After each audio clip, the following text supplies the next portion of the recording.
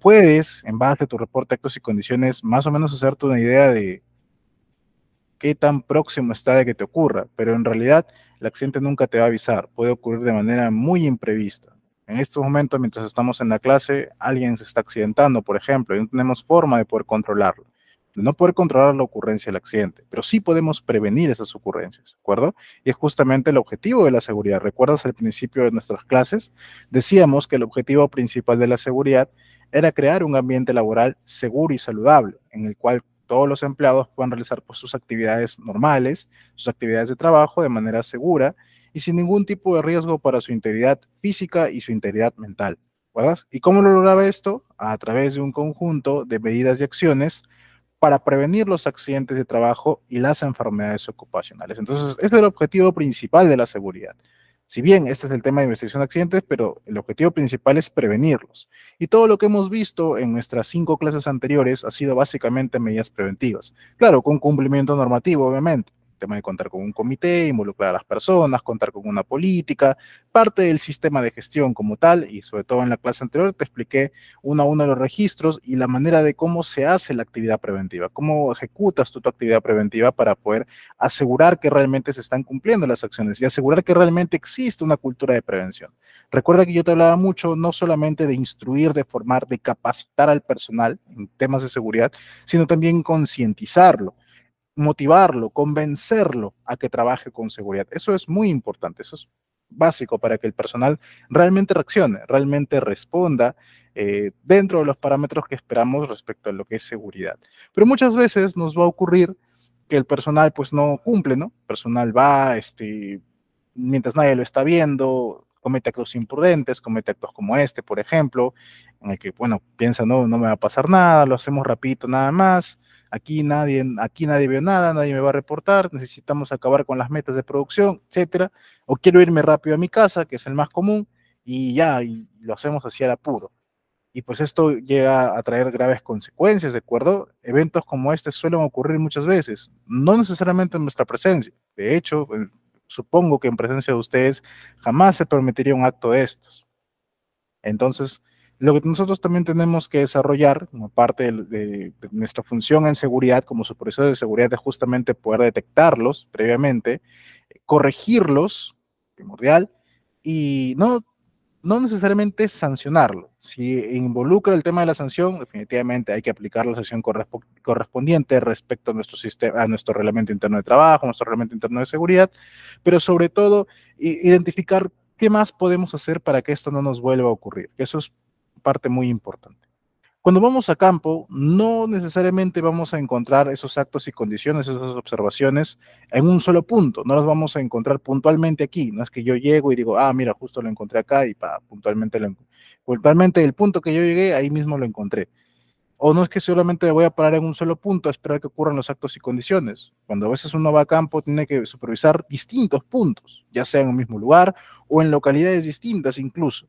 Y entonces el supervisor obviamente no es omnipresente, ¿no? Entonces, tiene que repartir su tiempo, tiene que repartir sus esfuerzos para poder llegar a supervisar todos.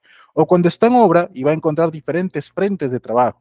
¿Y qué tiene que hacer el supervisor? Tiene que ir desarrollando la habilidad para poder eh, identificar esos actos y condiciones de forma rápida, así sea con el rabillo del ojo, por eso es un supervisor, de manera que pueda identificar cuáles son los fallos del personal y poder tomar corrección inmediata, ¿de acuerdo? Entonces, eso es complicado. Aquí te voy a traer un ejemplo de cómo notamos que hay personal haciendo distintas actividades al mismo tiempo y quiero que tú prestes mucha atención a ver si puedes detectar quién o quiénes están haciendo algún acto imprudente y lo vamos a discutir ahorita terminando el video, ¿de acuerdo? Es un video sin audio, es un video que dura solamente 1 minuto a lo mucho, entonces quiero que te tomes el tiempo de poder prestar atención. Vas a ver distintas personas trabajando y quiero que tú identifiques quiénes de ellos están cometiendo actos y condiciones subestándares, ¿de acuerdo? Presta atención, por favor.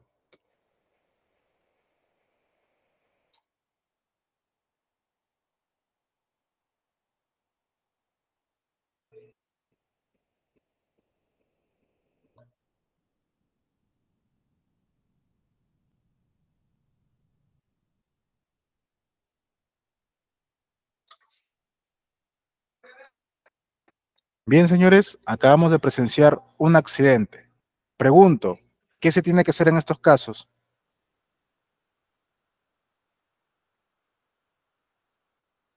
Los leo en el chat. ¿Qué se tiene que hacer en estos casos? Los leo. ¿Nadie? Tenemos un accidentado. Está corriendo el tiempo. Se nos muere. ¿Qué hacemos?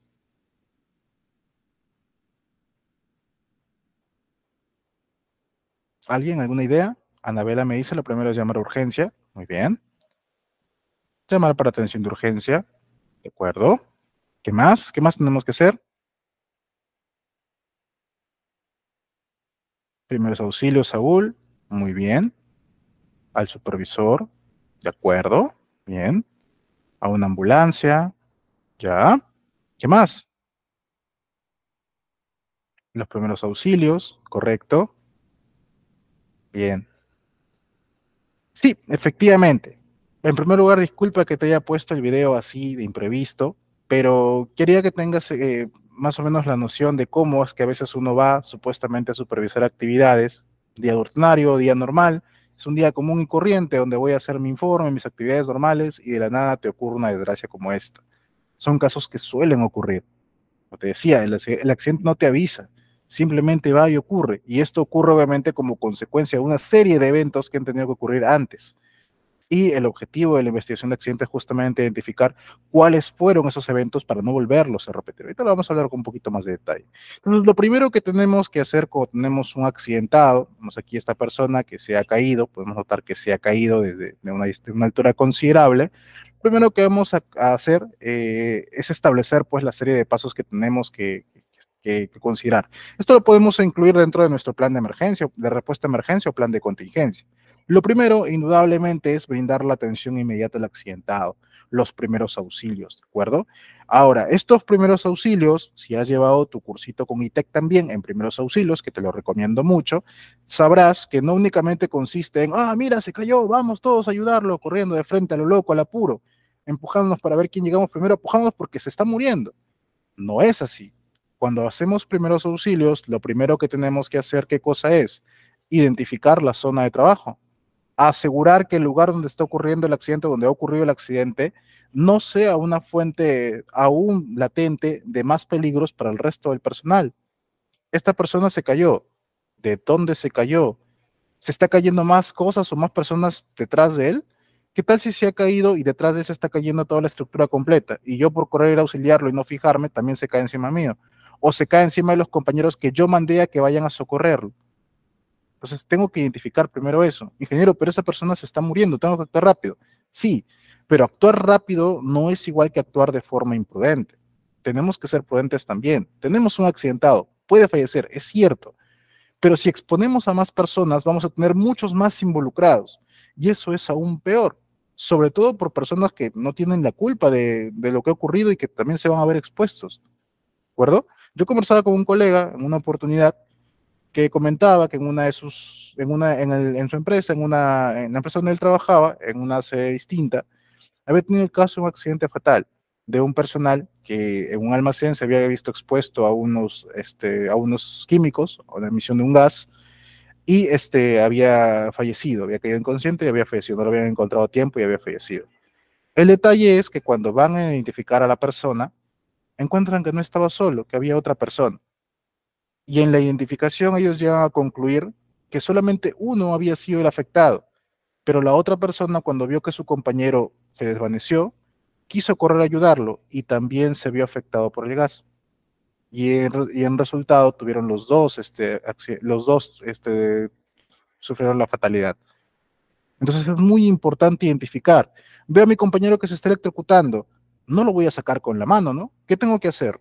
Cortar toda fuente de tensión, asegurar una pértiga o en su defecto un palo de madera para tratar de desconectarlo de la corriente.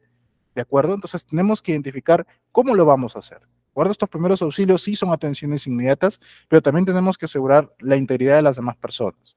Ahora, si bien le vamos a prestar primeros auxilios, esto en ningún caso te va a sustituir la atención médica al accidentado. Recuerda que eso era un principio, la atención integral de salud.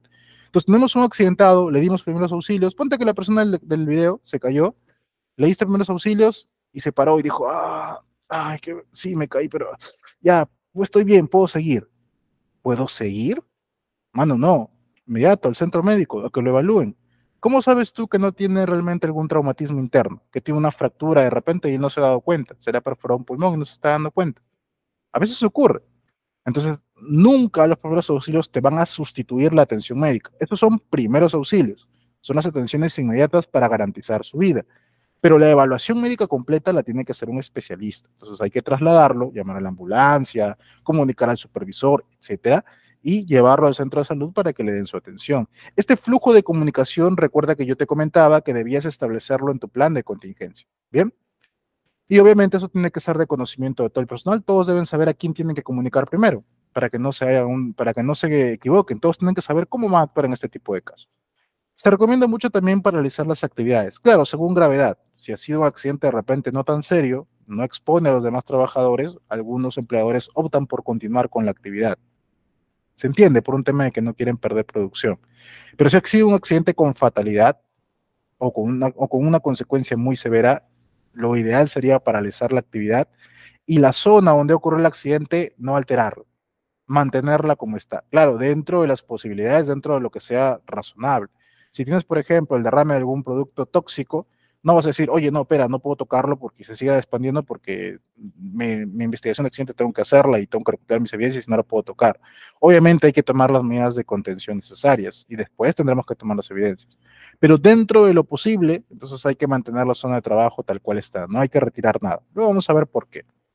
Entonces, una vez que ya tenemos la atención y todo eso, ¿con qué vamos a proseguir? Con notificar a la autoridad dentro de las 24 horas de ocurrido y los centros de salud informan respecto a enfermedades y otros accidentes con incapacitantes o accidentes leves. Bien, se convoca luego para la conformación de una comisión investigadora para accidente, se realiza la investigación, se establecen medidas correctivas y finalmente hacemos evidencia del cumplimiento de esas acciones. Esos son los pasos entonces que debemos seguir para poder hacer correctamente una investigación de accidente.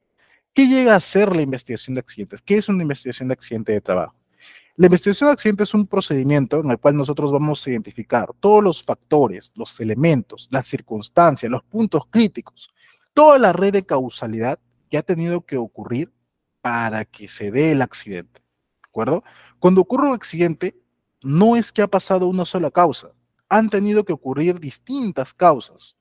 Distintos eventos han ocurrido, han llegado a concurrir en un único punto, que es el evento que conocemos como accidente de trabajo, ¿de acuerdo? A veces uno realiza un accidente de trabajo pensando, ya, vamos a ver quién es el culpable, quién es el causante, cuál es la causa. La causa, las causas, es el término correcto. Cuando vamos a investigar el accidente, vamos a encontrar que no es una única causa, hay distintas causas y es nuestro trabajo identificar cuáles fueron. Se dice mucho que cuando ocurre un accidente, sobre todo fatal, el sistema ha fracasado. Como yo te repetía, no lo considero así. Para mí fracasa si es que no haces la investigación o no la haces de forma correcta, o haces una investigación para presentar y otra para ti que supuestamente le vas a hacer el tratamiento, lo cual es una mentira porque nunca le hacen tratamiento. Y entonces necesitas identificar cuál fue el fallo en los controles, porque claro, los controles han fallado y hay que identificar por qué. ¿Cuáles son esos fallos y qué vamos a hacer para mejorarlo? Justamente para qué? Para prevenir que te vuelvan a ocurrir más accidentes. ¿De acuerdo? Ocurre, tienes un personal que estaba usando un arnés, sufrió una caída y se cayó. Bueno, se cayó, su arnés, no sé, en la investigación determinas que el arnés le ha fallado, él se estrobó mal, se puso mal el arnés, qué sé yo, va y se cae. Entonces tú podrías decir, no, acá la falla es del área de seguridad porque seguramente no difundió el tema no difundió apropiadamente cómo usar el arnés. No, seguro la falla es del trabajador porque el trabajador no quiso cumplir. No, la falla seguro es de operaciones porque operaciones le dijo que se apurara en el tema de hacer la acción y seguramente eso falla.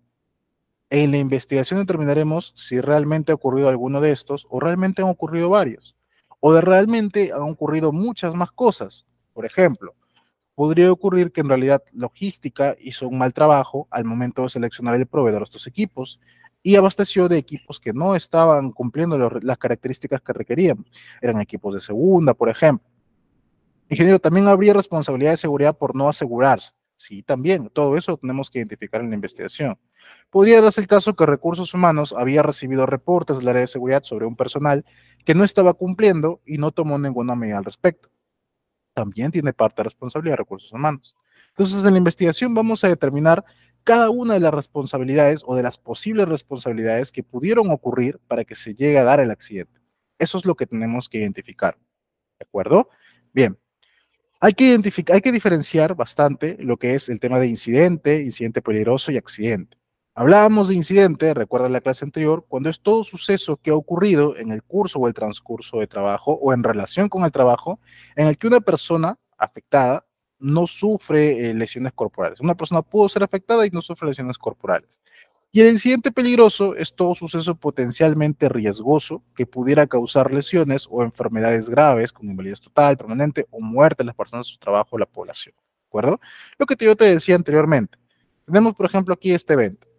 Supongamos que se llegan a volcar, por ejemplo. Se llega a dar un intento de vuelco. Oh, se está volcando, va, las personas se saltan y al final no se vuelca. Ok, incidente. Casi estuvo por volcarse, pudo haber ocasionado accidente, pero no ocurrió nada. Incidente. Si sí se llega a volcar y por milagro de la Virgencita ninguno se lastima, no hay ningún tipo de daño, incidente peligroso. Ingeniero, hubo daño material. Yo no lo consideraría como accidente, de repente lo que es considerar como accidente con pérdida material, pero yo para fines de seguridad no lo considero. Yo lo considero como incidente peligroso cuando hay pérdida material, más no pérdida humana, ningún tipo de lesión a las personas, ¿de acuerdo? Entonces es la manera de la cual tú lo puedes identificar.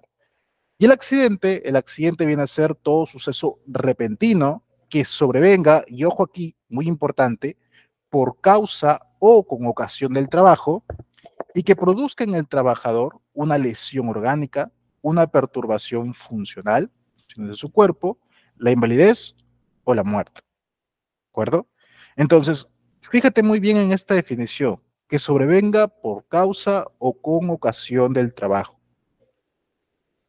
Puede darse el caso que tú digas, ingeniero, si esto es una lesión ocurrida a causa del trabajo, se considera un accidente laboral. Correcto. Pero ¿sabías tú que por allá, más o menos por el 2016, hubo un señor que le dio un infarto durante su jornada laboral y la SUNAFIL lo reconoció como accidente de trabajo? ¿Sabías o no sabías? Sí, existe una sentencia que emitieron después de un tiempo, después de hacer toda su investigación respectiva, en la cual determinan que como el accidente sobreviene por ocasión del trabajo, también ocurre dentro de la jornada laboral, lo consideran como accidente de trabajo. Pero ingeniero, no tiene nada que ver porque no es que se infartó haciendo por hacer la actividad, ¿no? No, no hay una relación. Sí, pero así lo consideran. Como ocurrió dentro de la jornada, lo consideran como accidente de trabajo.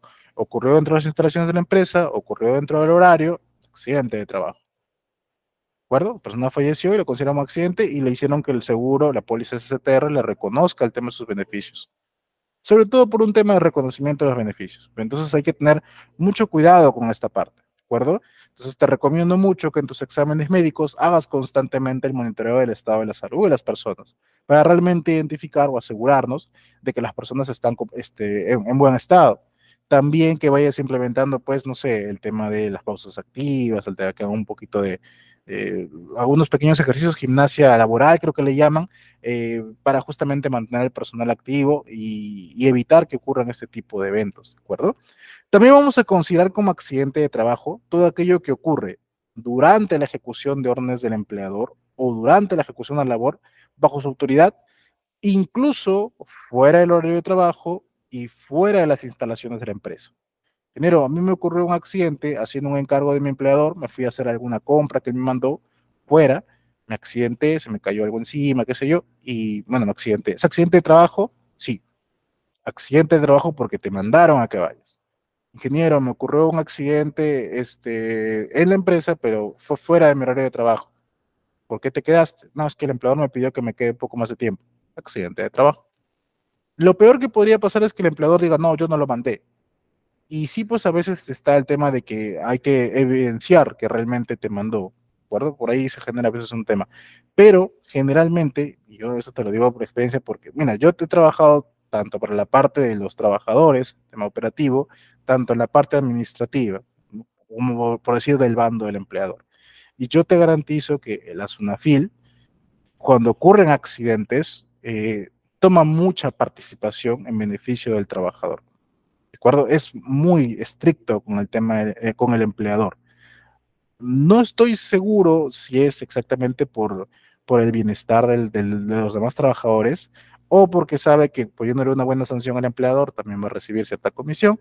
No estoy seguro bien por cuál, pero sé que es muy estricto y sé que las investigaciones, la materia inspectiva la hacen siguiendo un cierto grado de rigurosidad, sobre todo cuando la consecuencia, la severidad de la lesión a la persona ha sido realmente severa, incluyendo, por ejemplo, el caso de una fatalidad. ¿De acuerdo? Entonces, tengo en cuenta también lo que te comentaba en la clase anterior, todo aquel evento que ocurre, por ejemplo, evento deportivo, por órdenes del empleador, por órdenes, no que te dio la opción de que vayas, por orden del empleador, se considera accidente de trabajo también, ¿de acuerdo? Entonces, ten en cuenta eso. Si tienes más dudas de qué podría ser o no accidente de trabajo, puedes preguntármelo y yo te lo voy a ir respondiendo conforme lea el chat, ¿de acuerdo? Ahora, los accidentes se pueden clasificar en varios tipos. Tenemos, por ejemplo, los accidentes leves.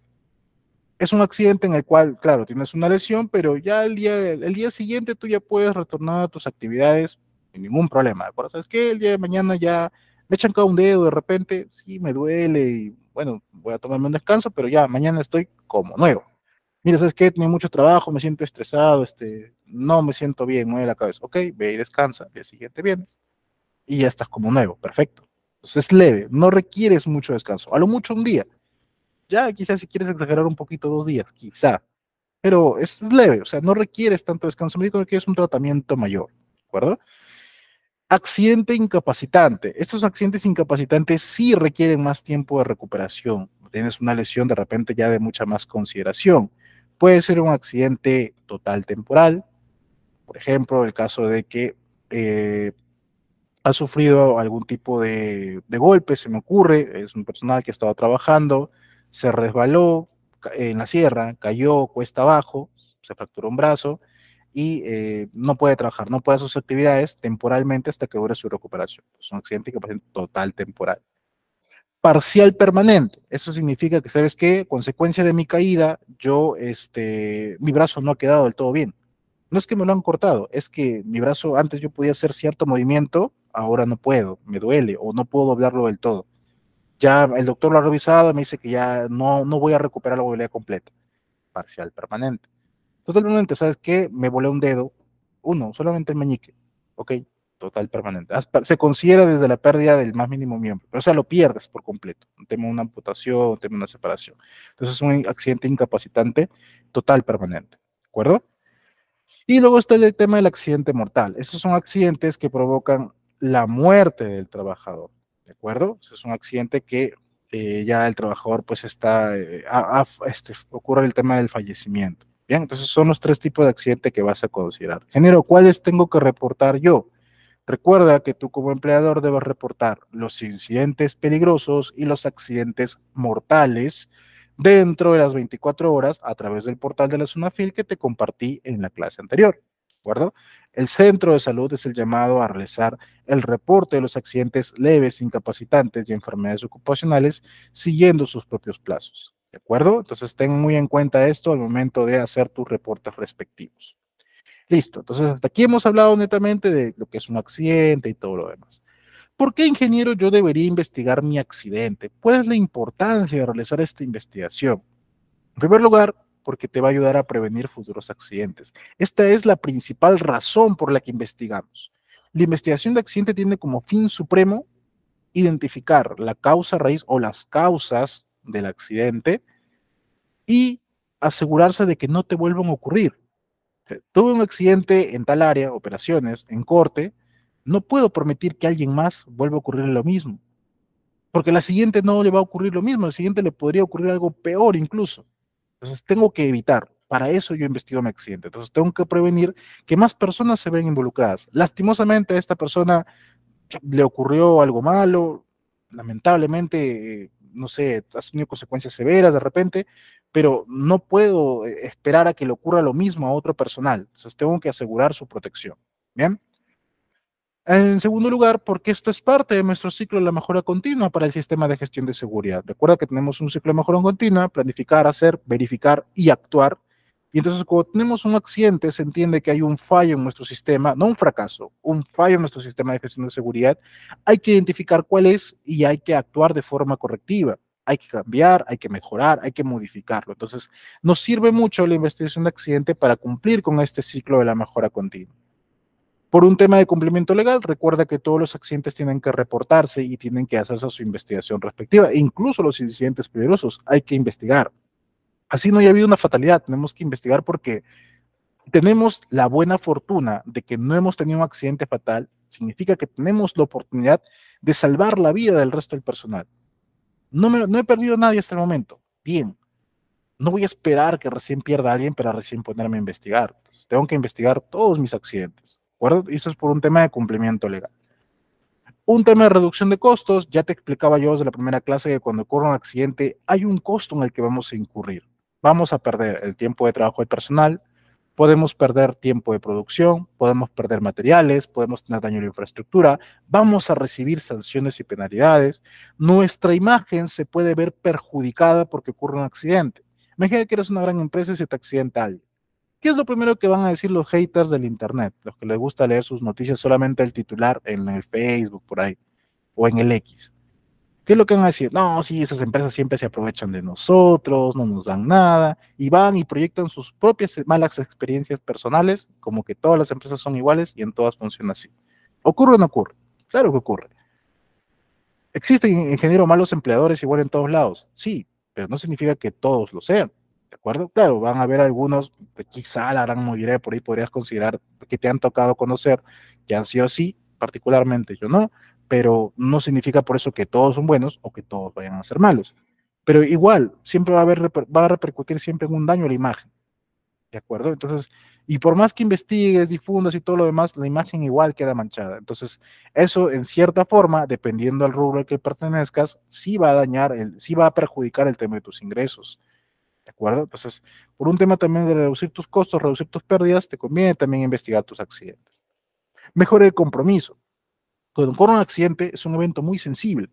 Entonces, es un evento en el cual necesitamos el apoyo prácticamente de todos los trabajadores. ¿Qué es lo que suele ocurrir en malas empresas, en malas organizaciones, cuando ocurre un accidente? Señores, ¿saben qué? Bueno, el día de mañana han tenido conocimiento de que alguien se ha accidentado. ¿Saben qué? Eso es mentira. No, aquí nada ha ocurrido. Son habladurías que han pasado. Ingeniero, yo he estado ahí, yo lo he visto. No, no, tú no has visto nada. A mi oficina. Vamos a dar, no, a mi oficina. A los demás, nada, no hemos visto nada acá, no ha ocurrido nada. Si vienen a preguntarle, aquí no ha ocurrido. El caballero que no está es porque le hemos dado vacaciones por temas personales. Listo. ¿Qué imagen se va a llevar los trabajadores de este tipo de situaciones? ¿Qué es lo que van a pensar? Bueno, acá la empresa no les preocupamos, acá somos desechables, aquí cualquier momento me pasa a mí, me van a hacer lo mismo, etcétera. Por el contrario, cuando necesitemos un accidente necesitamos que todo el personal se involucre. Entonces, es muy distinto que tú los reúnas, señores, lamentablemente, el día de ayer hemos tenido tal evento, es un evento que tenemos nosotros que recordar, ¿no? Que todos estamos expuestos, afortunadamente el compañero está bien, o desafortunadamente el compañero está todavía grave, esperemos, roguemos por su recuperación. Si eres muy creyente, hagamos una pequeña oración en beneficio de él. La empresa lo está apoyando con tanto, si ustedes gustan ir a visitarlo, vamos a tratar de salir antes para ver si podemos ir a darle una visitada. Vamos a hacer la investigación y entonces esperamos, señores, que todos los que hayan estado presentes, por favor, puedan prestar su testimonio para que indiquen, ¿no?, qué ha ocurrido y ver cuál ha sido la falla para que no lo ocurra. Entonces, es muy distinto, le cambia la perspectiva. Sí van a haber trabajadores que seguramente igual lo tomen a mal y digan, no, esto siempre pasa porque aquí no se preocupan por nosotros, etcétera, pero van a haber otros que no, porque ya de cierta forma los estás involucrando también, ¿de acuerdo? Aparte, esos trabajadores también se van a ver afectados por el tema del evento, porque es un amigo, por ejemplo, es un compañero, en algunos casos un amigo, en otros casos a veces hasta un familiar, entonces se ven afectados también y necesitamos mejorar el compromiso. Entonces es una oportunidad, el tema de la investigación, para fomentar el compromiso del personal. Es una oportunidad también de aprendizaje. No deberíamos aprender la seguridad de forma reactiva, no es lo ideal, pero ya que ocurre el evento, tenemos que usarlo también, tenemos que aprovechar este momento para poder aprender, retroalimentarnos, identificar en qué se falló qué tenemos que corregir, qué tenemos que mejorar para que no le vuelva a ocurrir a nadie más. Entonces, la investigación de accidente también te permite una oportunidad de aprendizaje, ¿de acuerdo? Siguiente, mejora la imagen de la empresa también, ¿de acuerdo? Nosotros investigamos un accidente, eh, siempre vamos a ser mucho mejor percibidos que ser una empresa que, por ejemplo, lo oculta, que, por ejemplo, no hace partícipes a los demás respecto a la ocurrencia del evento. Entonces, necesitamos la investigación del accidente también por un tema de mejora de imagen de la empresa. Bien, listo. Ahora, respecto al reporte de accidente, como te decía, el reporte de accidente lo tienes que hacer dentro de tus 24 horas, ¿recuerdas? Accidentes de trabajo mortales e incidentes peligrosos. Y los centros médicos, accidentes leves o accidentes inconscientes de enfermedades ocupacionales, dentro del portal de la Zonafil, el cual ya te he pasado cómo puedes acceder a él, cómo ingresar, te he pasado los anexos del manual y sus respectivas tablas, ¿no? Las cuales se encuentran en el Decreto Supremo 06-2022-TR, en el cual te sirven como guía para que tú puedas saber cómo llenar este formulario, ¿de acuerdo? Es el formulario que aparece directamente en el sistema, del cual tú te puedes guiar para que puedas llenar entonces la información respectiva. Bien, ahora sí vamos a hablar acerca del proceso de investigación. En primer lugar, lo que ocurre, lo que tenemos cuando ocurre un accidente es que el comité inmediatamente tiene que convocar una reunión extraordinaria. O sea, tu comité tiene que convocar una reunión y tiene que conformar una comisión investigadora. Recuerda que una de las facultades del comité era poder dividir su trabajo, ¿de acuerdo? Somos 8 miembros, yo designo 2 para que vayan y se encarguen de la investigación del accidente y nos informen cuál ha sido el resultado. Entonces, forman una comisión investigadora en coordinación con el empleador. Esta comisión va a ser la encargada de poder llevar a cabo toda la investigación. O sea, no es suficiente una sola persona, necesitamos varias personas para poder hacer toda esta investigación. Esta comisión yo te recomiendo que tenga entre sus miembros representantes del comité, tanto de la parte del empleador como de la parte de los trabajadores, para mantener la paridad. Un representante del área de operaciones, porque es el que más conoce el tema de la ubicación de la sede, el tema eh, la ubicación de la sede, el tema también de las actividades que se han realizado, etcétera. Representantes del área de seguridad, eh, para que pueda identificar, por ejemplo, el tema de las medidas preventivas,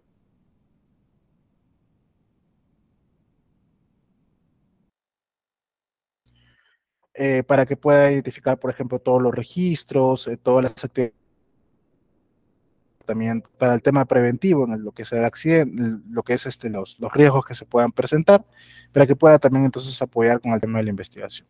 Y si así tú lo quieres, un representante del sindicato o un especialista. Eso sí te lo recomiendo también.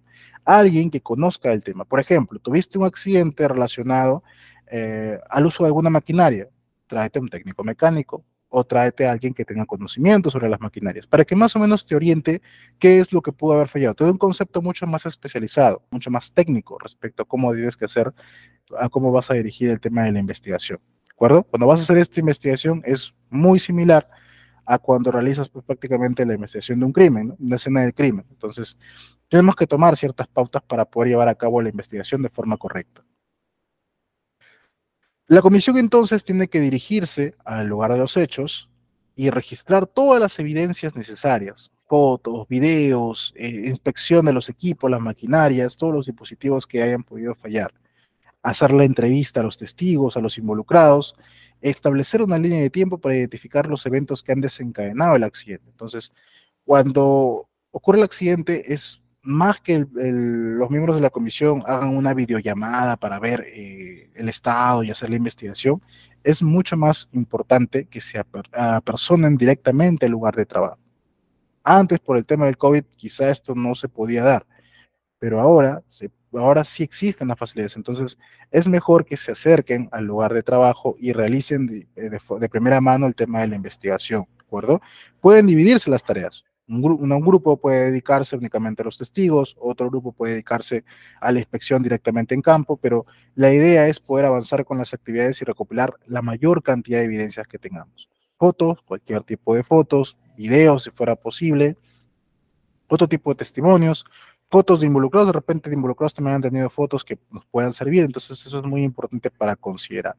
Yo te recomiendo también establecer una línea de tiempo esta línea de tiempo, aquí vamos a ubicar temporalmente cómo se han ido dando los eventos, cómo han ocurrido, qué sucesos han ocurrido para que pueda, hasta que haya llegado el accidente. Eso también me pone a mí en contexto de cómo se han dado la situación, de cómo se han dado las cosas para darme una idea de la ocurrencia del accidente, ¿de acuerdo?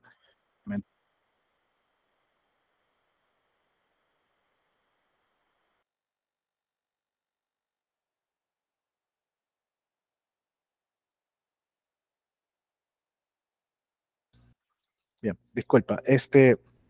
Bien, ahora sobre la recopilación de evidencias. Te voy a recomendar algunas pautas respecto a cómo recopilar las evidencias necesarias para llevar a cabo tu investigación de accidente. En primer lugar, el tema de las fotografías. Toma gran cantidad de fotografías, tanto fotografías panorámicas como de detalle, o sea, fotografías de todo el lugar, de toda la zona, como fotografías muy específicas del mismo punto donde ocurrió el accidente. ¿Sabes qué?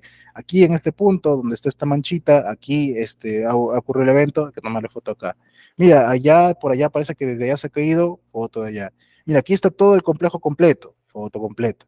Entonces, toma la mayor cantidad de fotos que puedas. ¿Tiene que ser con cámara profesional? No, puede ser con la misma cámara de tu celular, pero la idea es que tengas toda esa cantidad de evidencias. Como te decía, si hay personal que ha tomado fotos aparte de antes de que tú llegues, por ejemplo, sería preferible que te los comparta para que tú también puedas hacer el tema de tu investigación, ¿de acuerdo? Siguiente, te recomiendo también que mientras estés pues en campo, mientras estés haciendo la investigación respectiva, tomes las fotos, veas las evidencias, entrevistes, elabores un croquis a manera de un mapa de ubicación, una especie de boceto, a mano alzada lo puedes hacer, en el cual más o menos orientes en qué ubicación estaba el trabajador, en qué ubicación estaban las maquinarias, sus compañeros, etcétera. ¿Cómo es que se llega a dar el accidente? Lo esquematices. Esto ayuda a entender mejor la situación. En el ejemplo que yo te había puesto, nosotros tenemos el video, ¿de acuerdo? Si no lo has visto, de ahí lo vamos a volver a pasar, no te preocupes. Pero en muchos casos no tenemos estas facilidades, no tenemos un video que nos permita ver cómo se ha dado. Entonces, para facilitar mejor la comprensión de la ocurrencia del accidente, necesitamos esquematizar, necesitamos graficarlo para poder entender mucho mejor y así poder ayudar con el análisis de las causas. Hay que identificar todo tipo de huellas, rastros, pisadas, cualquier tipo de marcas que hayan dejado como evidencia pues, de lo que haya ocurrido en el tema del accidente. ¿Sabes qué? Me ha ocurrido un accidente con cierta maquinaria, la máquina se ha volcado, verifico en el suelo la marca que han dejado los neumáticos para yo poder más o menos hacerme una idea de qué es lo que pretendía hacer o la dirección que estaba tomando antes de que llegue a ocurrir el accidente. Bien, entonces eso también tenemos que identificar, obviamente con fotos también y de análisis respectivo. La posición de los equipos. Es muy importante también considerar en qué posición se encontraban estos equipos. O sea, el equipo se encontraba en una posición correcta, estaba en una posición incorrecta. Según la ubicación, yo puedo entender también qué grado de responsabilidad tiene el propio trabajador o de repente las condiciones de trabajo del área como tal han fallado. Bien, distancias, alturas, o sea, lleva siempre una cinta métrica, flexómetro, por ejemplo, un metro, quizás, dependiendo, ¿no? El tipo que necesites, para que puedas tomar mediciones. Eso te permite ubicarte para que puedas para que puedas entender mucho mejor cómo es que ha llegado a ocurrir el tema del accidente. Entonces, toma todas las mediciones respectivas. El estado de los EPPs. Eso te lo recomiendo para que tú puedas identificar si el EPP que el personal ha usado realmente le ha servido o no le ha terminado o no ha sido efectivo. Es que el personal tenía que usar un arnés. Yo veo el estado del arnés y me doy cuenta si realmente el amortiguador de impacto abrió en el momento que debía abrir o de plano no abrió o de plano falló en el momento de abrir. Abrió el amortiguador y se terminó rompiendo. O sabes que el personal usó un casco, le cayó algo de altura y supuestamente este casco debía soportar cierta carga y no lo soportó. Y eso le provocó la lesión al trabajador. Yo tengo un trabajador que está usando calzado dieléctrico, se acerca a un tema, a una fuente de energía y siente la descarga. Entonces, ¿ha fallado el calzado o el calzado está en mal estado? Entonces, eso también me permite identificar mucho más, extender mucho más el tema de las causas. No necesariamente falla del personal, también puede haber sido falla de los equipos. Bien, si existió algún producto químico, algún obstáculo presente que no debería estar ubicado ahí, entonces eso también me permite a mí identificar eh, más causas de lo que pudo haber ocurrido en el tema del accidente. Y por último, y la parte más importante y trabajosa en el tema de tus evidencias, todos y cada uno de los registros de seguridad que involucren al personal accidentado y a los testigos. Esta es la parte más trabajosa. Este personal que se accidentó había llenado charla de 5 minutos, tenía que hacer un trabajo de alto riesgo, llenó su permiso de trabajo de alto riesgo respectivo, llenó su ATS, contaba con procedimiento de trabajo, contaba, se le difundió, lo conocía, ¿cuándo? Hay de más reciente, ese mismo día se le difundió su hiper, contaba con examen médico, le dictaron capacitaciones, recibió inducción, le entregaron reglamento, etcétera, etcétera, etcétera, etcétera. Todos los registros que te puedas imaginar en los cuales esté involucrado este personal, necesitamos contarlos. Te pongo como experiencia personal. Yo participé hace varios años en la investigación de un accidente fatal. Sacamos como informe más o menos unas 20, 25 hojas de informe, aproximadamente. Y esta parte de registros que venían a ser nuestros anexos eran como 80 o 100 hojas más, únicamente de registros, de evidencias. Entonces, date cuenta la magnitud de registros que tú debes manejar, sobre todo para indicar que realmente se ha cumplido con la labor preventiva y porque eso también permite sustentar obviamente el tema de cumplimiento de tus funciones y el tema de que la empresa no ha tenido completamente la responsabilidad en la ocurrencia del accidente. Porque recuerda, y esto lo vamos a ver después, que cuando llega a ocurrir un accidente fatal o un accidente como tal, no necesariamente fatal, no solamente va la sanción económica, hay otra sanción más que tú la debes conocer muy bien. Entonces tenemos que identificarla de esa manera. ¿De acuerdo? Entonces, todos los registros habidos y por haber que identifiquen de esta persona. ¿Qué dieron? Esta persona era nueva, no tenía todos estos registros. Complicado. Alguno debe tener, por lo menos su modo de ingreso, al menos una capacitación, o al menos se acredita que los demás sí tienen sus 4 capacitaciones al año. Lo necesitas realmente acreditarlo. Bien. Ahora, te he hablado acerca de la recopilación de evidencias, también tienes que tener en cuenta cómo entrevistar a los involucrados. Ahora, para la entrevista a los involucrados, te voy a dar también ciertas pautas que tú puedes considerar de manera que asegures correctamente la información que requieres.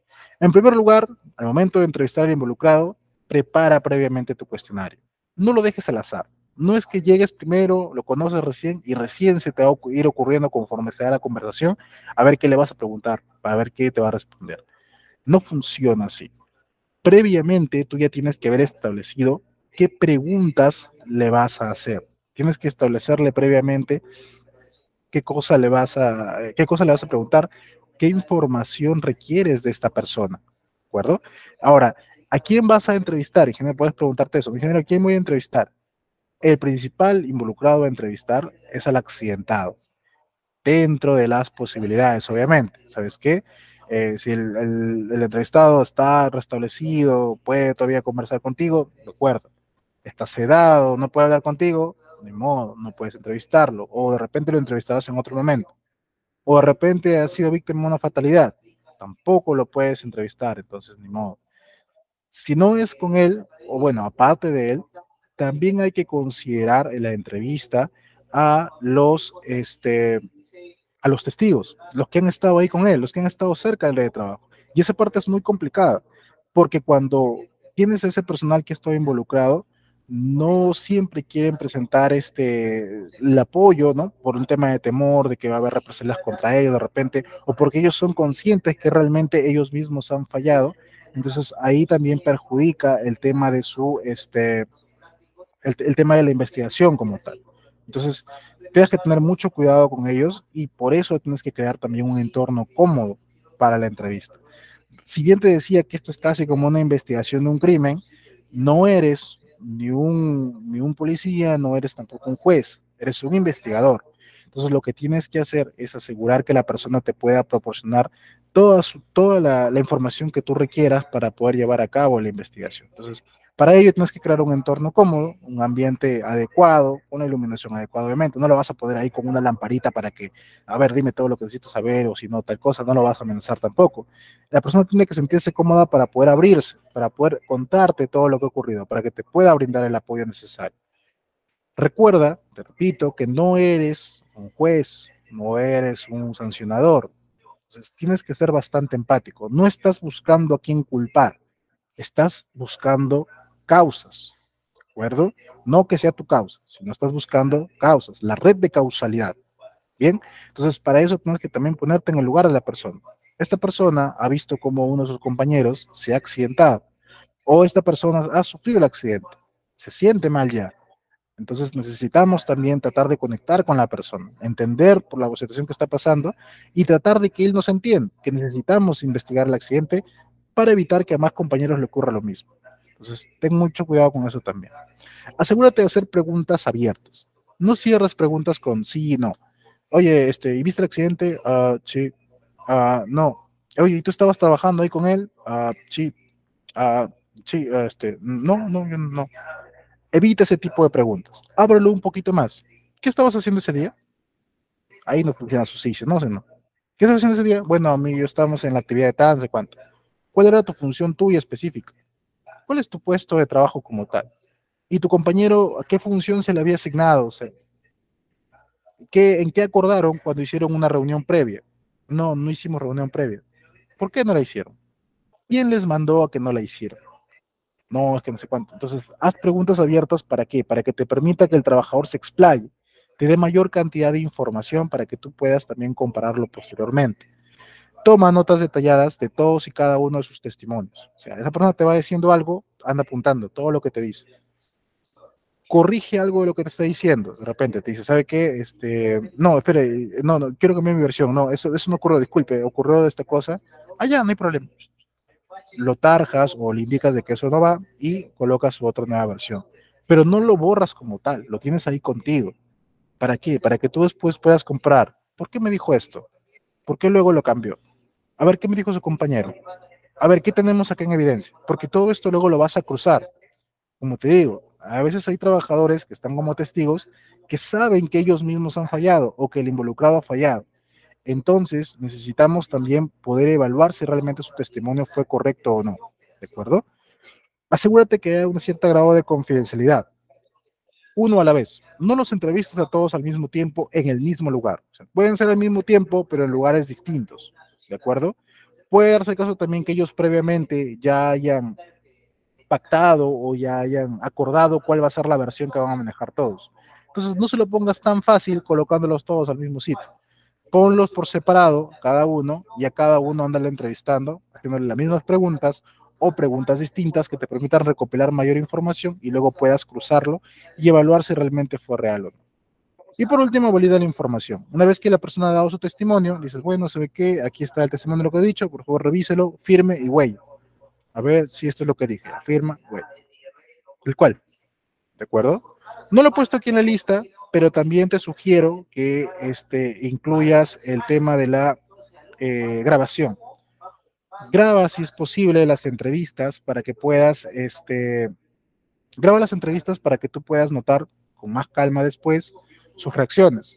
Estaba nervioso, no estaba nervioso, miraba a otro lado de repente, quería salir rápido, estaba incómodo, temblaba al momento de contarte lo que había ocurrido. Entonces, de esa manera también te permite evaluar qué tan verídica es su testimonio. ¿De acuerdo? Bien. Entonces, cuando ya tienes toda la información recopilada, la comisión investigadora se va a reunir y ahora con toda la evidencia que tiene que pasar a analizar las causas, que es la parte central de la investigación de accidentes. Ya tengo mis evidencias, ya tengo mi testimonio, ahora tengo que pasar a identificar cuáles fueron mis causas.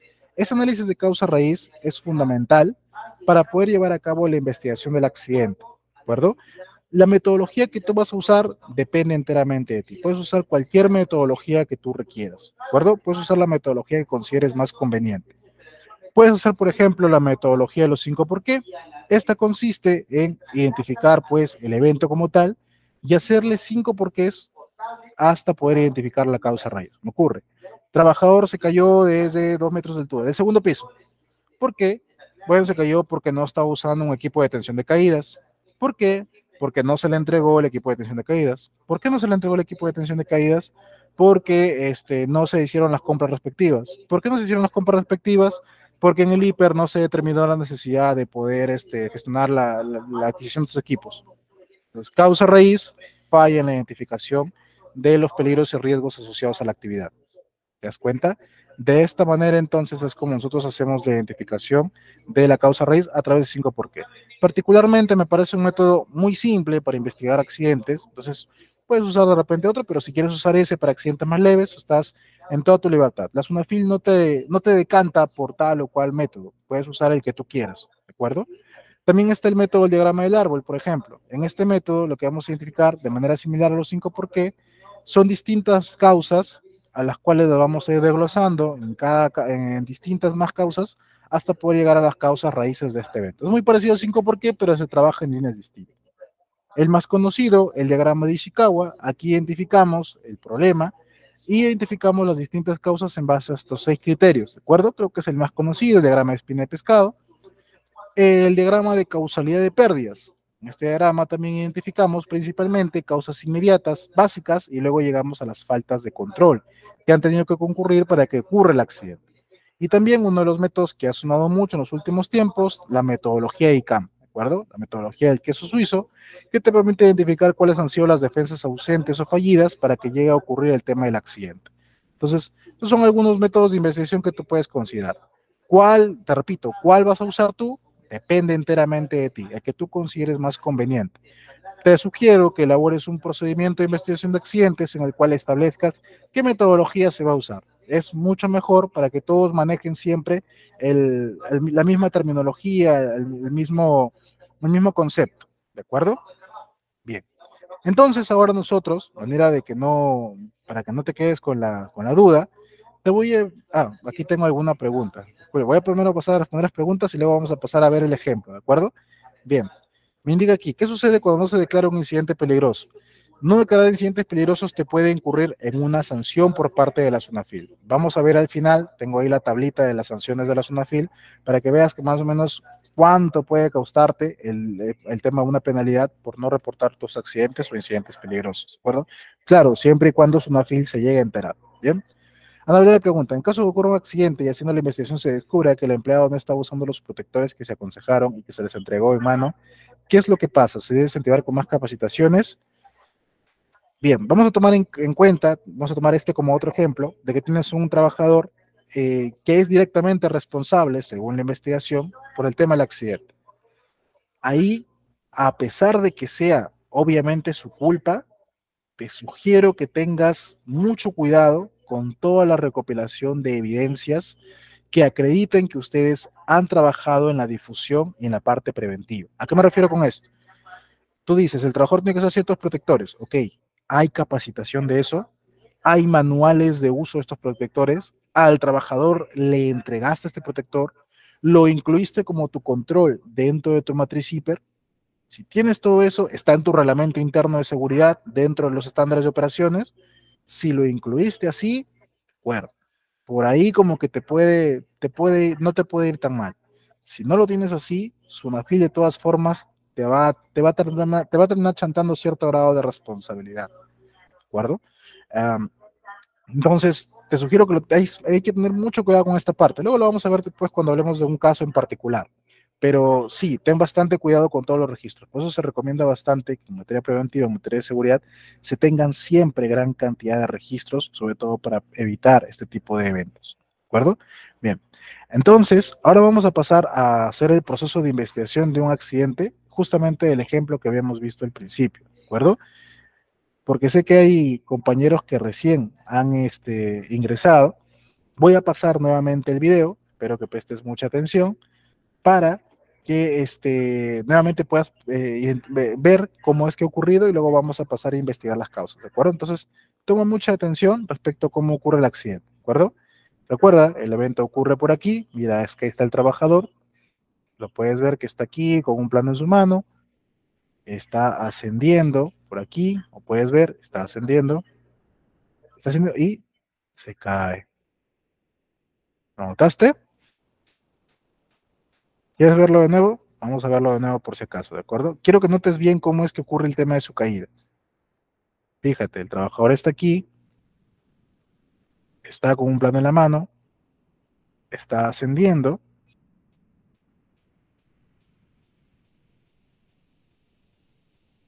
resbala y luego cae. Todavía está consciente por lo que podemos ver. Listo. Entonces, en base a esto, vamos a pasar ahora nosotros a hacer el ejemplo de la investigación. Seguramente tú ya tienes varias teorías de lo que pudo haber pasado o has podido identificar distintas causas de lo que ha podido ocurrir, ¿no? Entonces, vamos a ver entonces aquí el tema del evento. ¿De acuerdo? Tenemos un trabajador que ha caído desde una altura considerable. Te voy a indicar de que para fines de este ejemplo voy a simular mucho el evento, ¿de acuerdo? Tengo solamente el video, entonces yo voy a proponer básicamente el evento como tal. No es que el evento ocurrió tal cual como te estoy describiendo aquí, simplemente es básicamente de manera simulada, ¿de acuerdo? Yo no conozco a la persona, no sé en qué empresa ha sido, no sé en dónde haya sido, pero lo vamos a hacer de forma simulada para que puedas entender cómo se hace el proceso de investigación, ¿de acuerdo? Bien. Entonces, en tu informe, lo primero que vas a incluir es la descripción del evento. Alrededor de 9:30 de la mañana, durante ejecución de actividades tal, de mantenimiento de infraestructura metálica, la empresa tal, el trabajador de nombre tal. De ser posible, incluyele su NI y su edad, que es muy importante también considerar su edad. Se hallaba ascendiendo al tercer nivel cuando intempestivamente cae desde la escalera hacia el segundo nivel y luego al piso, ocasionando como consecuencia una contusión severa en la cabeza, rotura de córnea izquierda, lesiones varias en el cuerpo. Entonces, te repito, esto es a manera simulada. Esto no es lo que realmente ha ocurrido, pero es más o menos lo que hemos podido apreciar en base al video, ¿de acuerdo? Bien. ¿Con qué iniciamos primero? Bueno, obviamente la comisión ha tenido que asistir, ha tenido que tomar las fotos respectivas, ha entrevistado testigos, ha revisado registros, ha verificado, ¿no? Después de ver el video, las grabaciones de seguridad, ha visto, ¿no? El tema de la escalera, cómo está, el tema del estado de las instalaciones, etcétera. Entonces, lo primero que vamos a plantear es una línea de tiempo de ocurrencia de hechos. ¿Te acuerdas que te decía? Primero establecemos una línea temporal. ¿Qué vamos a poner aquí? Por ejemplo, a las 7:15 de la mañana han iniciado las labores. ¿Ok? 8:35, operaciones comunica que hay una actividad en el tercer nivel. A las 9:15 se le comunica al trabajador que vaya a hacer la actividad. 9:25 el trabajador se está dirigiendo a realizar la actividad y 9:30 ya ocurre el accidente, se materializa el accidente en cuestión. Ingeniero, entonces, en base a esto, yo más o menos me doy una idea, por ejemplo, un poquito para adelantarnos, de que el trabajador no tenía idea que iba a ser la actividad. Parece que no era una actividad programada, según lo que veo en la línea temporal. ¿Te das cuenta? Entonces, para eso me sirve establecer esto. Me permite establecer la secuencia de acciones para yo orientarme cómo es que se llegan a dar los eventos, hasta la ocurrencia del accidente, obviamente. ¿Quieres de repente usarlo más, indicar de si se le llevó al centro médico, se comunicó, etcétera? Opcional para ti, pero principalmente lo importante es identificar dentro de esa línea temporal dónde llegó a ocurrir el accidente. ¿De acuerdo? Listo. Lo siguiente que vas a hacer es lo que te decía, tu croquis, tu esquema de cómo ocurre el accidente, porque puede darse el caso, como te decía, de que no tienes el video. Entonces, ¿cómo vamos a hacer? Tomas, por ejemplo, o sea, esto ya obviamente en el informe, ya no lo vas a hacer a mano alzada. Tomas, por ejemplo, el esquema panorámico de toda la estructura. Obviamente esta no es la estructura del video, lo estoy usando para fines de ejemplo. Vamos a suponer que esta es la toma fotográfica que hicieron. A nivel panorámico, este es todo el esquema, ¿ok? Aquí ubico a mi trabajador. Aquí está el trabajador que está ascendiendo al tercer nivel. Nota cómo lo estoy ubicando. El trabajador asciende al tercer nivel, ¿ok? ¿Qué le ocurre? Se cae hacia el segundo nivel. ¿Y luego qué pasa? Vuelve a caer hacia el primer nivel. ¿Viste? Entonces, cuando yo hago este croquis, yo puedo graficar y darme una idea de cómo el trabajador ha caído accidentado. De esta manera lo puedes hacer de forma muy sencilla, ¿de acuerdo? Puedes usar fotos, etcétera. ¿Y qué más? Las alturas. De acá a acá, vamos a suponer que se hicieron las mediciones, 1,15 m, y de acá a acá 2 metros más. Entonces, para eso también se hacían las mediciones, ¿de acuerdo? Esto también me permite identificar el grado la gravedad del evento suscitado. Listo. Con todo esto ya paso luego yo a analizar mis causas. Para fines de este ejemplo, yo voy a usar un modelo que domina más, que es el de causalidad de pérdidas, ¿de acuerdo? En este modelo, ¿en qué consiste? Vamos a identificar en primer lugar la pérdida. La pérdida se supone que ha ocurrido a consecuencia de un accidente.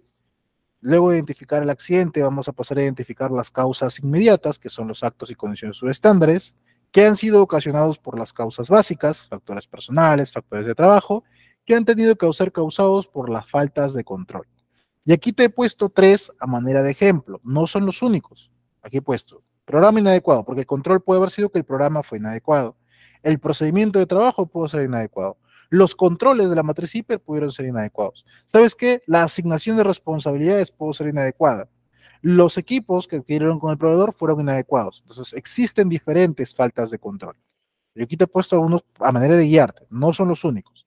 La idea de este análisis de causalidad de pérdidas es identificar cuáles fueron esos controles que fallaron, ¿de acuerdo? De manera que identifiquemos que el control, la falla de control, ha ocasionado estas causas básicas, que a su vez ocasionaron estas causas inmediatas, que a su vez ocasionaron el accidente, que en este caso viene a ser la caída de distinto nivel, que a su vez, como consecuencia, ha tenido la pérdida. La pérdida viene a ser ya la lesión. Fractura de la clavícula izquierda, la parte del hombro, contusiones, traumatismo interno, tal cual. Identificar estos dos es muy sencillo, esto ya lo puedes ver directamente. Ahora vamos a pasar nosotros a identificar estas tres partes para fines de nuestra investigación, que es lo que tenemos que concluir básicamente. Bien, en primer lugar, los actos subestándares. ¿Qué son los actos subestándares? Es la omisión de una persona respecto a un procedimiento. ¿Te acuerdas que yo te decía que es distinto a un acto inseguro? Por esto. Cuando tú tienes un acto subestándar, estás omitiendo algún tipo de función, incumpliendo respecto a algún procedimiento. ¿De acuerdo?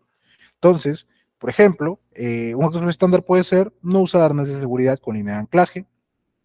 El colaborador no revisó el estado de la escalera antes de iniciar el descenso. Estamos identificando aquí en base a lo que hemos visto en el video, ¿no? Notamos que el trabajador no tenía arnés, no revisa la escalera antes de iniciar el ascenso. Entonces, ¿pueden haber más actos? Sí. Por ejemplo, tú me podrías decir, ingeniero, al momento de estar subiendo, tenía el plano en la mano, no estaba concentrado en la actividad. ¿De acuerdo? Es cierto. Ingeniero, si él no tenía la competencia, no debería haber hecho el trabajo. ¿De acuerdo? Acto subestándar. Entonces, vamos a identificar muchos más, pero para fines de este ejemplo te estoy poniendo estos dos. Condiciones. Las condiciones son situaciones o entornos de riesgo que se desvían de lo indicado en algún estándar. Aquí vamos a identificar, por ejemplo, la falta de redes o barandales en la zona de trabajo. ¿Te acuerdas que vemos en el video que él se cae primero al segundo nivel y luego se vuelve a caer hacia abajo? Quizás si hubiera habido una red de protección, algo alrededor, simplemente se hubiera caído hasta el segundo nivel y no habría caído hasta abajo, habría sido menos grave. Entonces es una condición subestándar también. Falta de señalización respecto a actividades de alto riesgo. En ningún momento indican, ¿no? ¿Sabes qué? Aquí en la escalera, agarrar a dos manos, uso de arnés obligatorio, etcétera. No está puesto, ¿de acuerdo? Entonces eso también falta. Según la investigación, se ha determinado que la escalera ha estado sucia con algún tipo de material que hace que el colaborador se le deslice. Entonces eso también es una condición subestándar. Eso es lo que estamos identificando aquí como causas inmediatas. Mis actos y mis condiciones subestándares. Listo. Luego de eso vamos a pasar a identificar las causas básicas. Y aquí identificamos en primer lugar los factores personales. Estos factores personales básicamente son propios de la persona, son fallas directamente de la persona en cuestión. Estos factores pueden agrupar, por ejemplo, características, habilidades, comportamientos individuales de los trabajadores. El tema de su formación, que tiene que ver con su nivel de preparación, su nivel de capacitación, ¿de acuerdo? Si ha llevado algún tipo de curso, si está formado para poder hacer la actividad.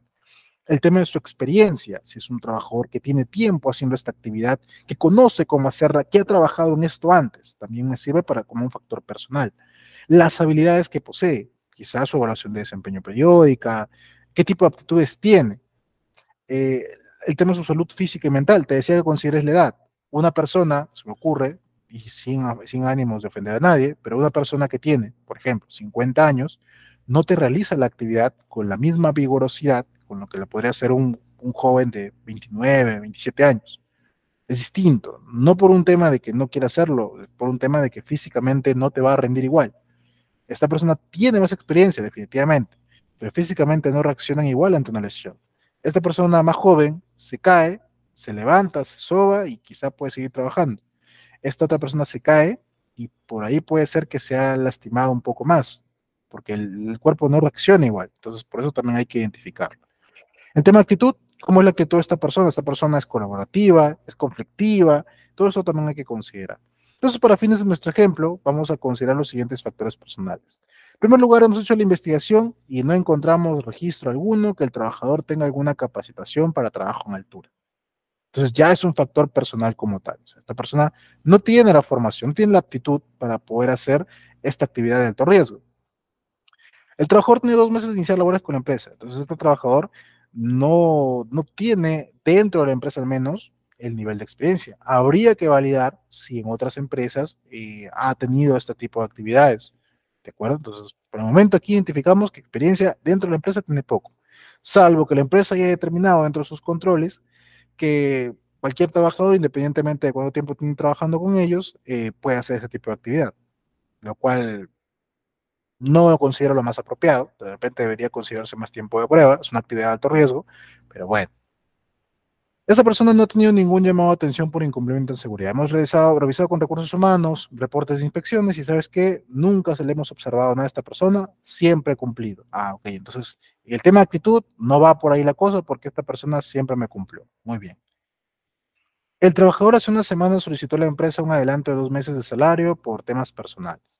Ingeniero, ¿para qué me sirve entender esto?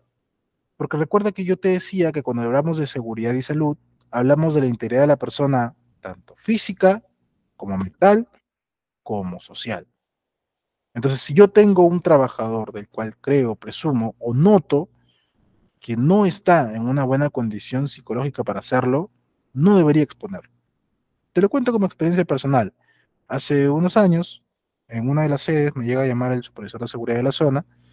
Me dice, Carlos, por favor, comunícame con el médico ocupacional, el asistente social, la psicóloga, lo que haya dentro de la empresa, ¿no? Tengo un tema aquí. Le digo, ¿qué ha pasado? Le digo, ¿qué problema hay? Me dice, bueno, me dice bien, lo que pasa es que ha llegado un trabajador.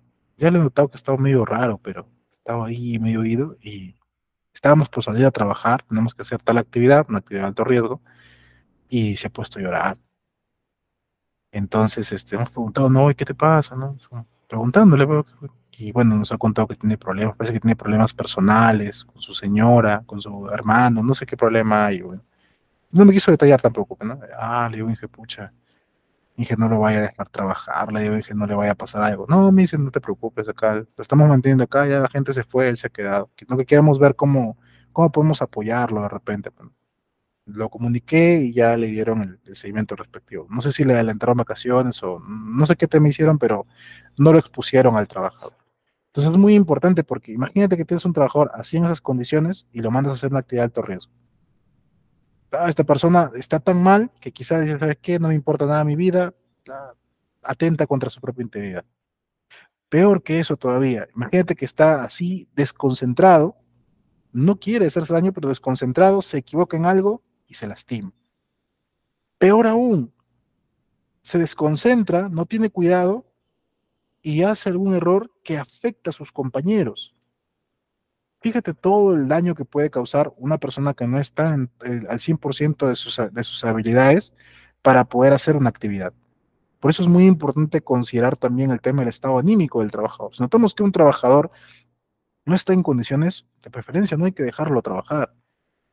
Te lo pongo de manera muy sencilla. Ves a un trabajador que llega de evidente mala noche, que se la ha pasado tomando o que está bajo los efectos de algún alucinógeno, ¿lo dejas trabajar? Yo creo que no, ¿no? Y si haces ese caso, ¿por qué no podrías tener también la misma consideración de un personal que anímicamente no está bien y no te va a rendir igual? No te digo que lo mandes a su casa, te digo que más o menos tengas en cuenta su estado anímico para ver si realmente te sirve o no tenerlo en la actividad. No te vaya a exponer a más accidentes, ¿de acuerdo? Bien. ¿Qué otros factores personales consideramos? Bueno, ¿sabes qué? El trabajador no tiene certificado de estudios técnicos. Ah, ok. Entonces, tema de formación ni hablamos. ¿Tiene un examen médico vigente? No hay ninguna restricción. Ah, de acuerdo. Entonces, el tema de su salud física y mental, bueno, salud física al menos, notamos que no hay ningún inconveniente, ¿no? Grave sería que esta persona, por ejemplo, hubiera tenido sobrepeso o dentro de su examen médico indique sobrepeso y le hemos mandado a hacer un trabajo en altura, ¿no? Gravísimo. Esto no se podría dar. Para que tengan en cuenta. Bien. Luego vamos a considerar los factores de trabajo. Aquí vamos a agrupar todas las condiciones y circunstancias relacionadas con el entorno laboral que pueden haber contribuido en la ocurrencia del accidente.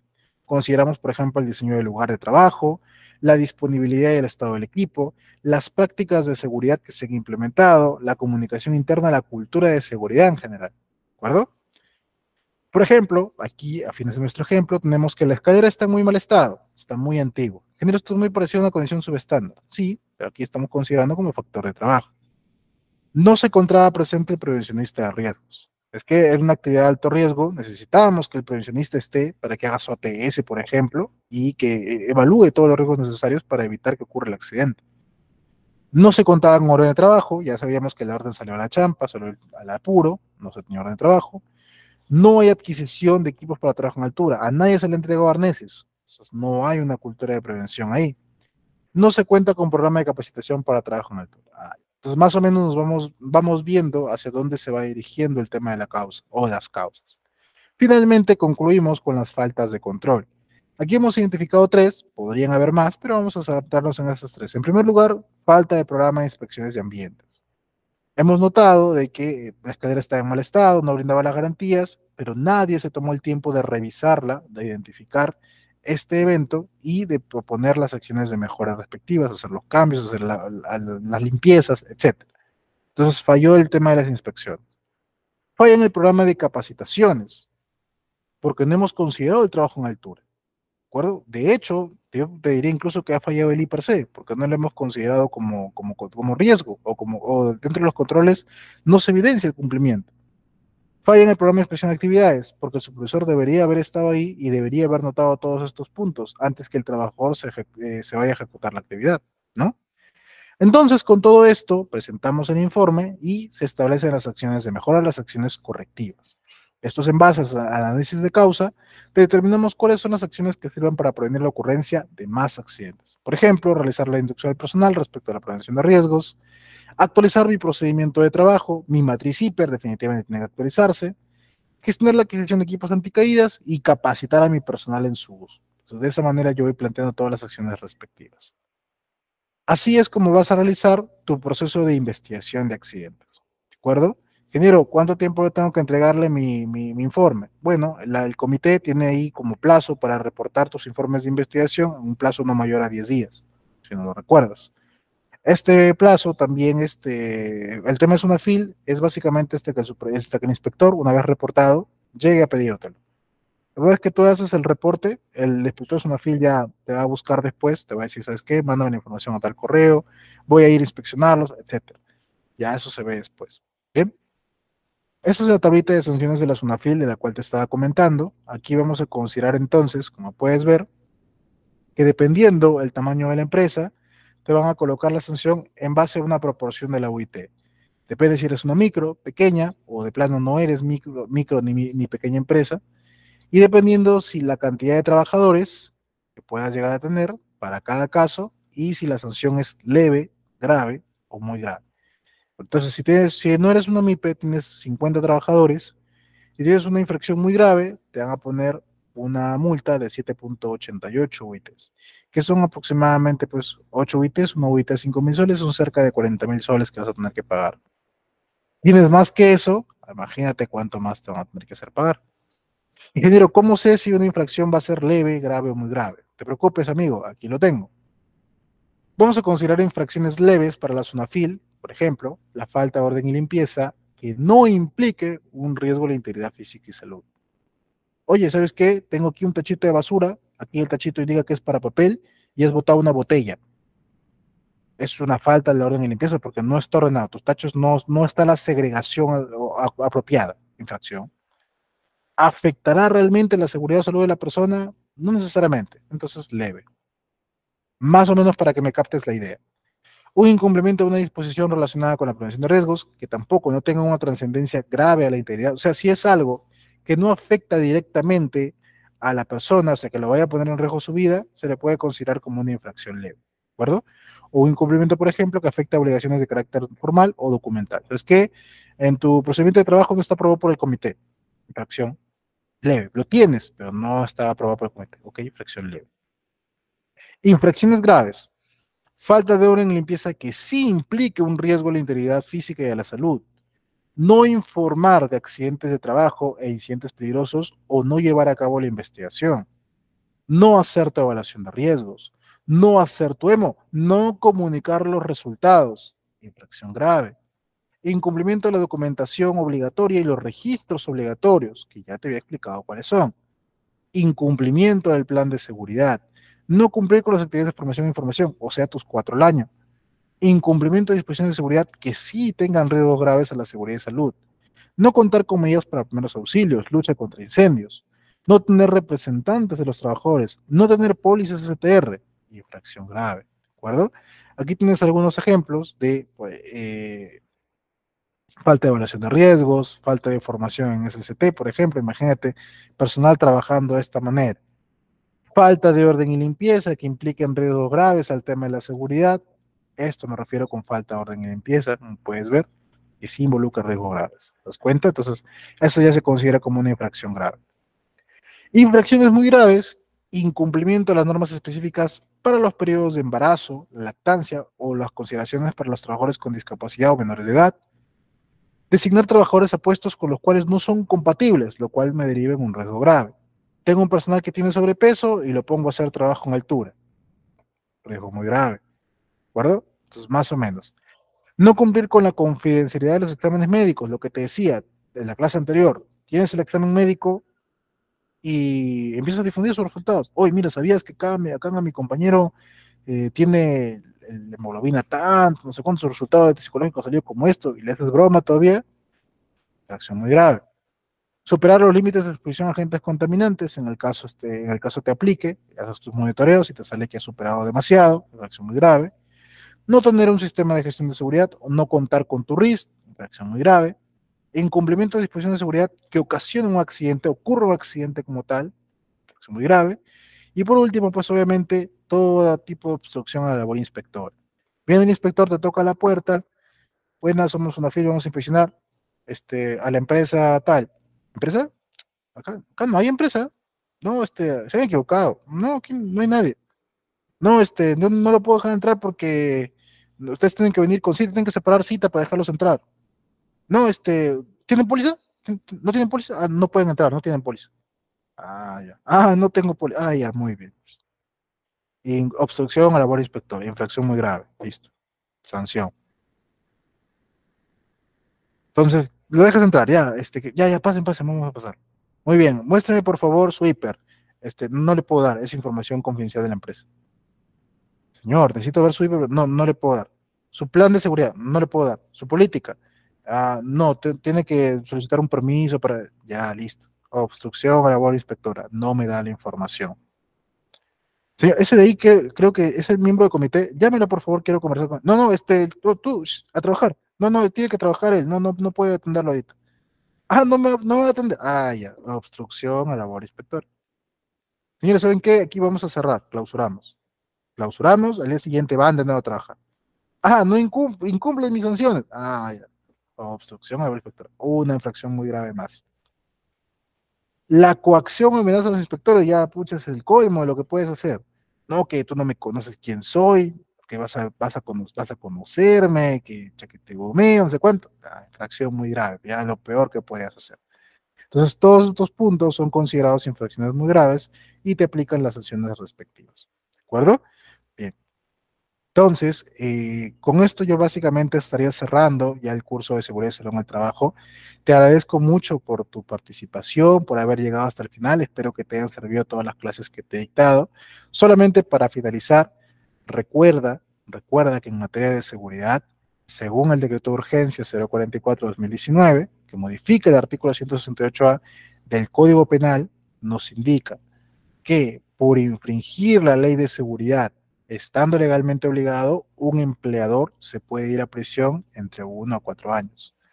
Si ocurre la muerte de un trabajador propio o subcontratado o alguien que le provea servicios, por inobservancia en seguridad, prisión entre 4 a 8 años. Lesión grave, lo mismo, pero no ocurre la muerte, sino una lesión grave, 3 a 6 años de prisión. Y ya tenemos precedentes de eso. Este año, en septiembre, sentenciaron a un empleador, a un gerente general, por la muerte de un trabajador. No era trabajador suyo, era básicamente un subcontratado. No creo que haya sido culpa del empleador, porque básicamente lo que ocurre es que esta persona era una lavandería, en sus lavadoras industriales. Esta persona se fue a trabajar, notó una caja eléctrica descubierta y dijo, ah, gratis. Colocó su casaca, la iba y la colgaba ahí, más fácil decía él, más cerca, a pesar de que había lockers donde colocar sus cosas. Dijo, no, yo la coloco acá porque quiero, porque es más fácil, me veo más fachero, la coloco ahí, Y un día le ocurre la descarga. Recibe la descarga y fallece. Empleador indica, no, pero yo a él le dije que ponga su locker. No, pero mira, acá están los lockers. No, yo no le he mandado que haga ese acto imprudente. ¿Y qué responden las autoridades? Ok, tu hiper. ¿Le has comunicado a tu hiper? ¿Por qué esa caja está expuesta? ¿Por qué no han hecho el mantenimiento a las lavadoras? Política. ¿Han elegido su profesor de seguridad? ¿Por qué esta persona es subcontratado si trabaja a tiempo completo contigo? Mm. ¿Tienes evidencias en seguridad? ¿Lo has capacitado? ¿Le has entregado EPPs? No, no has hecho nada en seguridad. Inobservancia en seguridad, prisión. No, pero yo no lo mandé, fue imprudente. ¿Y por qué contratas imprudentes? Básicamente la lógica es así, ¿eh? No que es su imprudencia, sí, pero tú como empleador, está dentro de tus instalaciones, tú tienes que incluir dentro de tu evaluación de riesgo la imprudencia de los trabajadores, la imprudencia de las personas. ¿Y cómo vas a actuar frente a esa imprudencia? ¿Cómo lo vas a controlar? ¿Cómo lo vas a mitigar? Y ponen la sanción. Entonces tengan mucho cuidado con esto. Siempre aseguren realizar las acciones. Lo que le comentaba a la compañera que ponía la pregunta, ¿no? Accidente, no usó sus EPPs. De acuerdo. ¿Tienes la evidencia de que le has enseñado a usar ese EPP? ¿De que le entregaste? ¿En tu hiper está que tienen que usar el EPP? ¿Le comunicaron el hiper? Todo eso involucra. Es un trabajo tedioso, sí, definitivamente, y muy delicado. Un registro que te falte y te puede complicar mucho la vida. Claro, no significa que por un registro que te falte el empleador definitivamente se va a ir a prisión. No ocurre tanto de esa manera. Temas de observancia en seguridad más lo consideran pues cuando ya es demasiado evidente el tema de que no hay ningún tipo de control. Pero no, tampoco no es por eso no hay que confiarnos. Por eso se recomienda mucho el tema de sensibilizar a los empleadores, sobre todo el tema de que se comprometan con el cumplimiento de seguridad, proporcionen los recursos, determinen las responsabilidades, los plazos, los tiempos, proporcionen los horarios para poder llevar a cabo la actividad. Necesitamos todos esos registros para poder acreditar, en primer lugar, para evitar los accidentes y en segundo lugar, para acreditar que se está trabajando con seguridad. ¿De acuerdo? Esto es muy importante. Entonces, con esto yo estaré cerrando el curso del día de hoy. Muchísimas gracias a todos por tu participación. Gracias por haber llegado hasta el final. Si tuvieras alguna pregunta más que añadir en el curso, por favor, te voy a estar leyendo dentro de los comentarios. ¿Alguien tiene alguna pregunta que quisiera hacer?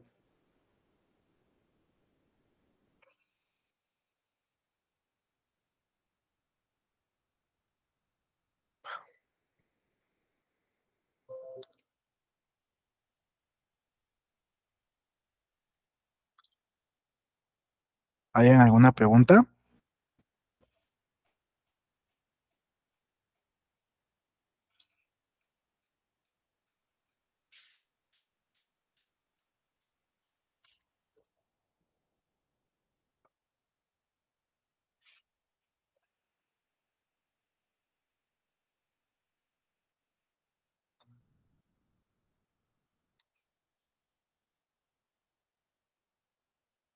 Bien, entonces si no hubiera preguntas respecto al tema, gracias Walter por la consideración, pero este, preguntan los beneficios del hiper C.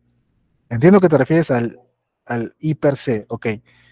Básicamente, tener un hiper C es definitivamente un cumplimiento normativo, es obligatorio que tú tengas un hiper C en tus actividades por puesto de trabajo y el beneficio que vas a tener principalmente es que vas a identificar de antemano cuáles son tus peligros y riesgos, los peligros y riesgos de tu actividad, establecer el nivel de riesgo, determinar, evaluar el nivel de riesgo para saber cómo tienes que actuar, qué tanta relevancia tiene ese peligro o riesgo, qué tanto nivel de significancia.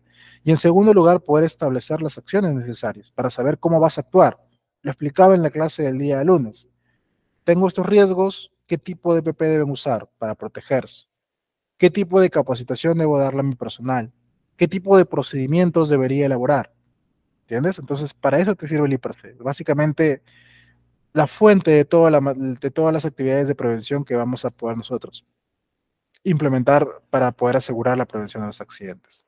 Bien, espero que te haya servido. Walter, auditoría, no estoy inscrito en el Mintra, así que no podría apoyarte con eso. Y sobre lo de asesorías, por política y tech no puedo tampoco pasarles mi número. igual, ojalá en algún momento podamos contactar, y a todos, pues muchísimas gracias por su participación. Te dejo entonces con la señorita Valeria. Muchísimas gracias a todos.